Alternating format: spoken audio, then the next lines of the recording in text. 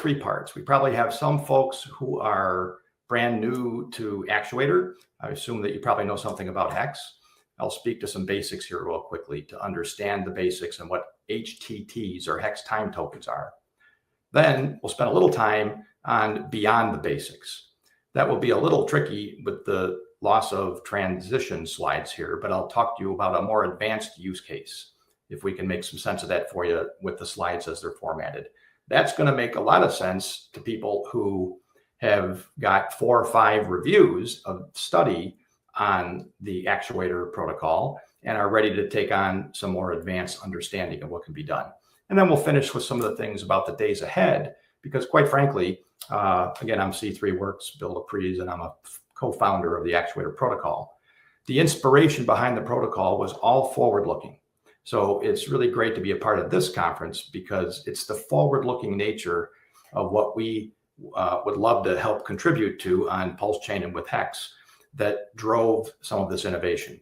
So we'll talk a bit about that. So let's move on to the next slide, please, and we'll start with some basics. If you can slide up one more slide. Here we go. So some highlights. What is the Actuator protocol? It's a protocol designed to give some access to stake liquidity. So if you have HEX staked, and this is only for tokenized stakes, by the way, this does not apply to native HEX stakes. So only for the what used to be known as HSIs, the HEX stake instances, or HMIs, HEX mining instances, they're tokenized stakes. Then this protocol gives you an ability to access sort of a market disciplined amount of liquidity from it that lets you do whether it's life happens types of activities or more interesting types of investment situations. There's a lot of ways you can utilize that and increase your yield in HEX terms using the protocol. You are able to also just be the buyer of HTTs, as we'll talk about, which are just simply HEX in the future. You're buying a claim check on a future HEX, but you buy it at a discount. So that becomes another way to earn HEX in native HEX terms trustlessly. So we'll see that. This protocol involves no counterparty risk. Fast overview on that. This is built in the HEX ethos, if you will, in that it's operating on PulseChain, 2 security audits, a financial audit. It's immutable open source code. People have reviewed this in the community, no admin keys. And where we're using the HSIs, it's using the proven code. We didn't make up new code for that. So it's got all the right types of pedigrees that you'd want in a trustless HEX-based system. So next. Let's talk about this critical piece at the basic level called the HTT, or the HEX time token. It's important to get your head around this first, both as the minter, staker, and seller of one of these things, or as the market participant that just wants to buy these things and earn native HEX. So it's a two-sided market. So what is a HEX time token? If you start there at the top, it's an HTT is a HEX at a future date. That's what it is. It owns this HEX that it's going to give to you and unlock to you at the protocol level on a specific day that it's told to do so. Right now, that there's a day 3,000, 5,000, and 7,000. You can trade these. These are ERC20 tokens. So you get something by buying it or by minting it, and you have something that is now fungible in a marketplace that's active and allows you then to have some liquidity. The yields, because of the nature of how they work, they're much like a zero coupon bond, if you're familiar with that.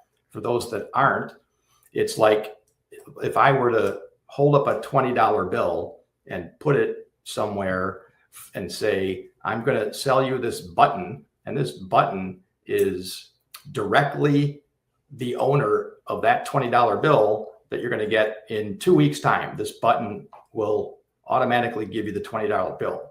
Well, what would you pay for that button today? Well, I don't know what the number is, but it would be less than $20 because you're going to require some discount to wait for the week or whatever it's going to be until you get the $20. So that you buy the the claim check, if you will, at a discount that represents the value of increase you want to wait until that day to receive it. So in real terms, if you look at the bottom of the screen, if you buy one HTT 5000 and the number represents the HEX day on which the protocol will issue you the HEX. So HEX day 5000, at the case on the bottom there, is roughly 8.3 years away from now. And that's all listed on the app itself. And so if you buy this at a discount today and hold it till that point, you get a full HEX. That means today you might only pay a half a HEX. I'm making up a number, but if you buy it at a half a HEX and you held it until day 5000 and got the full HEX, what did you do? You doubled your HEX bag, right? You went from buying it at 0.5 HEX and now you got a full HEX. That's a real yield, and it's a fixed yield, right? Nothing is going to change that number because you bought it where you bought it, and you're going to get 1.0 when you get it. It's directly redeemable by the protocol. It is not dependent on trading pairs and markets and any of that stuff, though you can trade it if you wanted, but you don't have to. You can wait until it's redeemed, and then you would be able to go to the protocol and get it back. So it's a very pure time value of money return. And at the moment, on the site, which you can see it at app.actuator.finance, that's where the application is, the UI that will show you access to all of this, and documents are there at actuator.finance as well. But all the analytics are there for you to look at. And at the moment, interestingly, the yields you can obtain on HTTs are actually higher than those from the HEX staking mining that you could do right now. So that makes them very attractive as one way of earning HEX, right? This isn't trying to be better, worse. Our objective with this is to add tools to the tool bag for HEX to allow more sophisticated types of strategies that will attract larger capital like TradFi, or larger types of performance where when I come out of TradFi, the ability to manage risk and adjust portfolios is an important feature. So that's where this comes from. So let's go to the next slide now. And now we're going to go to some beyond the basics, which go ahead and flip ahead, and it's going to ruin it just a little. You're not going to see. So only stare at the 4 stars at the top. I'm going to have to talk you through this for today, though it's worth taking those 4 notes and seeing after we're done, if you could go to app.actuator.finance and step through and see how you would carry this out mechanically. The slides that aren't going to show here right now would have presented that for you. But let's go through the steps of this intermediate use case so you can see what could be done. It's called a curve swap. It starts by noticing that there's a particular point in time where the HTT 5000 discount from HEX was the same as the HTT 7000 discount to HEX. So think about that for a minute. If I could buy an HTT 5000 at 0.6 HEX, and I could buy an HTT 7000, buy or sell, at 0.6 HEX, could that be a tradable thing? Not just like trading, but could that be something where you could enter an investment position that gains advantage in growing your HEX bag from that market condition? Turns out the answer is yes. So as I step through these 4 points for a minute, that's what the first point was. Notice that the 2 HTTs were trading at similar discounts. If you'd like, you could probably right now on the side, or when you get a moment, go to app.actuator.finance and look at it this minute and see they're pretty close still.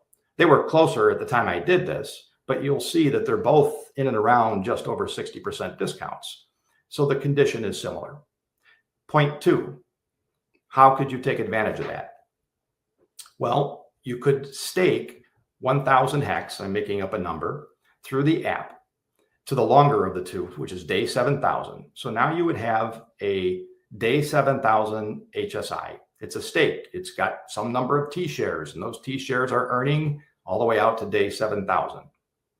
But you could then come to the app and extract the maximum amount of HTT 7000s from your position.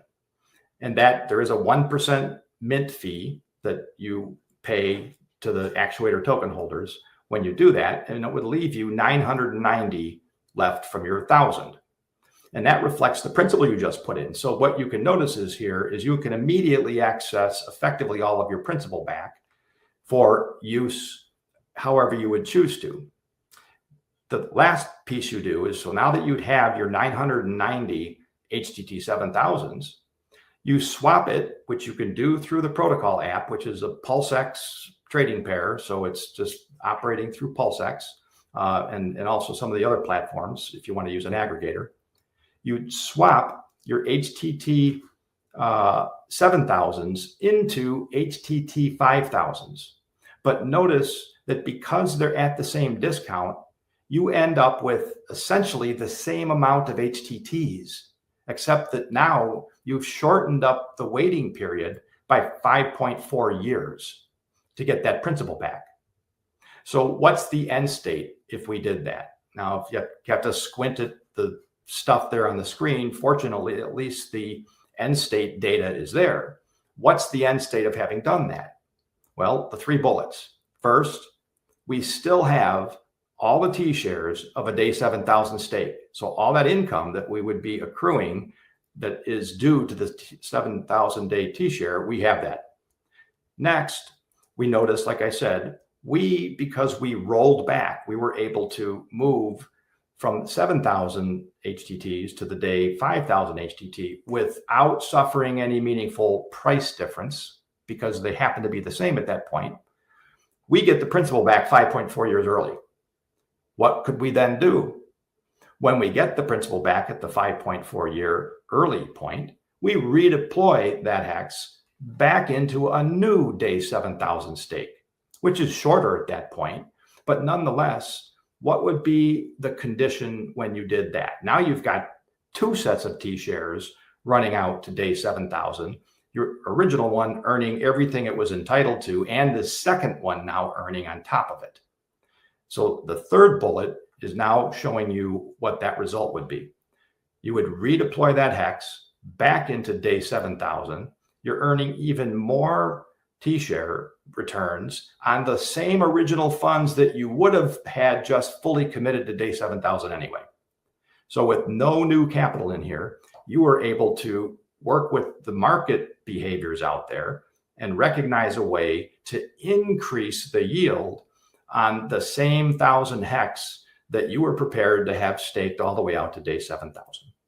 So I'm going to leave that for the moment. And again, my hope for takeaway here with you, especially in light of the bad transitions, I apologize, would be this. If you're newer to all this, and that looks really confusing, well, I don't blame you, it would look confusing. But the takeaway for our conference purpose should be this. These are sophisticated types of strategies that come from an existing native yield curve. That's what we have in traditional finance in the bond market. And that's what allows some very useful tools to larger capital managers to be able to come in and manage risk in their portfolio. So it's showing that we've got something built that is really going to matter to bringing more money in over time. So a couple last things for going forward. If you'll go to the next slide here, please, and then we'll finish. These HTTs will roll out in increasing amounts. We're in year 1 right now. We have HTTs 3,000, 5,000, and 7,000 running. In October, we hit year 2. The protocol's been out since October. Then you will see HTT 4,000 and 6,000 roll out. And then in year 3, HTT 8,000. And from that point on, the community can actually create its own HTTs and provide liquidity to them at any point along the curve that it cares to be involved. So if the community determines that we have a gap that, just happens to have HSIs from the auctions, well, those HSIs from auctions work here as well with some nuances. People could choose to go and create a spot there and add liquidity that would then serve the community. So That's the rollout portion. And if you'll go to the last slide, please. One more. What I'm just going to point out here, we won't stare at those charts here for today. There is an ACTR token. The only piece I'm going to highlight about that for today is that it's the revenue sharing token. So you remember me saying that the protocol you have to pay a 1% minting fee every time you extract any HTTs. Well, that goes to those who hold and vault their ACTR token. You can look at the details in our documentation for today. We'll see that over time, the goal that we want to see this do is present a genuine native HEX yield curve, a time value of money measurement in native HEX terms, which will enable a lot of interesting tooling and products that can emerge and support the HEX being a reserve asset effectively on the PulseChain ecosystem, and bring the kinds of things that larger TradFi money or professional investors are used to being able to function with. So that's our goal. And I appreciate the time to show you these things and let you get just an introduction to it. You can go find us at all the places in the links. Awesome. Great presentation. Again, I love people building on HEX. I think it is, when PulseChain came about, it's one of those things. It's like, oh, there's so many different things. We got a blockchain. We got all these tools we need and all these forks we need. All these people, again, building amazing products on PulseChain. But then I think that took a little bit away from, oh, well, what about Hedrons of the world, the Maximus? We got COM, you got all these different, you got Actuator protocol, all these things building on the HEX protocol. And that is the most important metric, guys. It really is. That's what's excited me, and that's what motivated me to get involved and bring developers. Is I see developers, we want developers, and that metric is the one that's going to win. Good stuff. Well, thank you.